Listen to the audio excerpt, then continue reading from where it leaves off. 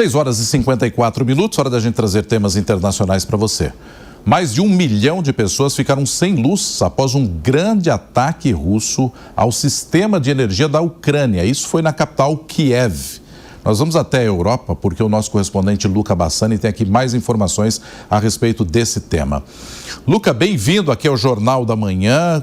Mais um capítulo, infelizmente, envolvendo aí esse conflito que já está caminhando para os seus 4 anos. E imagina a dificuldade em pleno inverno lá na Ucrânia, lá em Kiev, né, Luca? Bom dia e bem-vindo.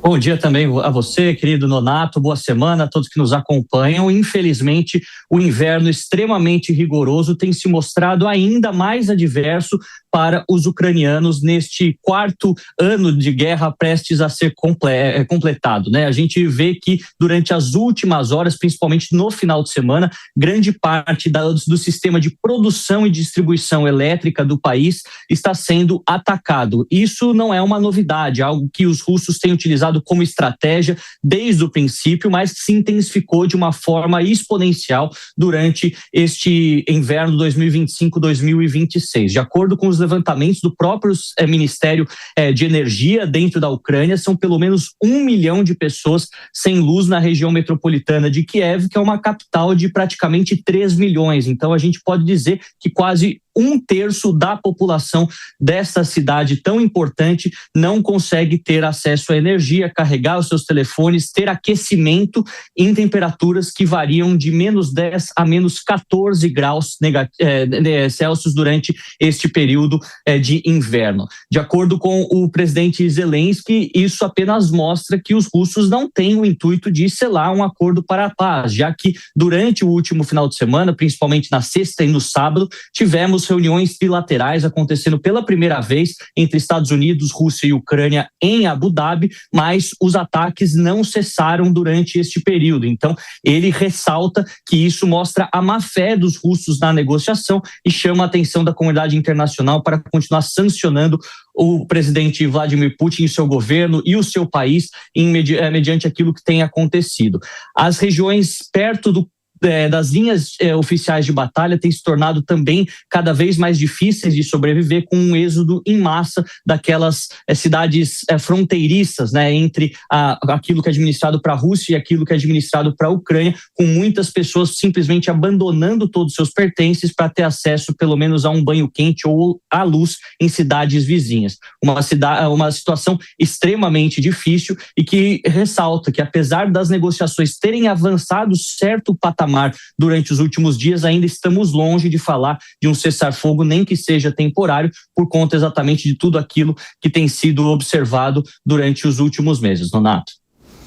Luca Bassani atualizando para a gente essas informações em torno desse ataque, né, russo a Kiev, a capital ucraniana, em pleno inverno, algo absolutamente terrível para a população civil. Agora, 6h57. Luca, aproveitar que você está aqui com a gente e falando de negociação. O presidente da Ucrânia, o Volodymyr Zelensky, afirmou que o documento oferecido pelos Estados Unidos com garantias de segurança ao país está pronto. Luca, o que é que falta para essa assinatura, para quem sabe a gente ter um cessar-fogo ou, mais otimista, o fim do conflito em definitivo, hein?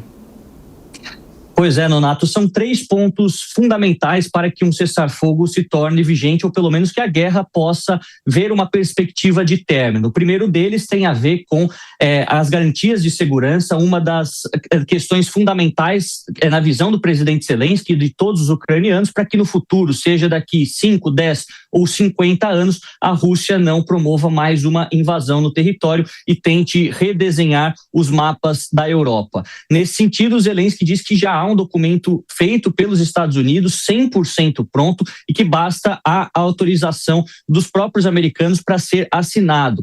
Este documento inclui as garantias de segurança com a forte participação dos Estados Unidos, algo que é um respaldo, que é um conforto para Zelensky, já que se trata de um país com o exército mais poderoso do mundo, e a participação também ativa de todos os parceiros europeus, que também, na sua proporção, têm exércitos muito fortes, armamentos modernos e que podem dissuadir proteger os russos no futuro de um novo ataque. A segunda questão fundamental tem a ver com a reconstrução da Ucrânia. Segundo aquilo que foi falado até mesmo pelo presidente Putin, ele estaria disposto a utilizar os fundos russos congelados no estrangeiro para pagar por parte da reconstrução da Ucrânia, que, na visão de muitos, perdeu mais de 500 bilhões de dólares em infraestrutura crítica durante esses 4 anos de guerra.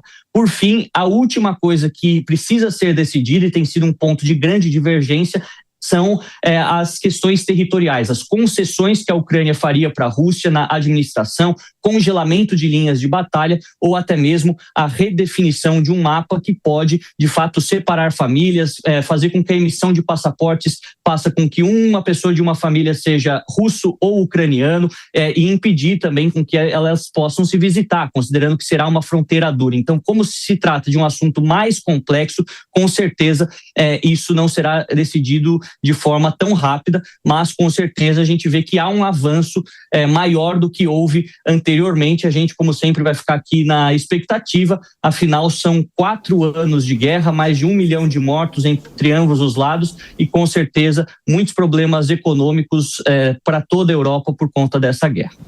Sem dúvida. Muito obrigado, viu, Luca Bassani, atualizando a gente lá na Europa a respeito desse assunto, como o Luca destacou. 24 de fevereiro, aí a gente completa 4 anos desse conflito. Eu lembro que logo no início a gente teve uma outra rodada de tentativa de cessar fogo entre russos e ucranianos que infelizmente não foi para frente. Agora parece que a gente caminha até para a possibilidade de uma resolução em definitivo.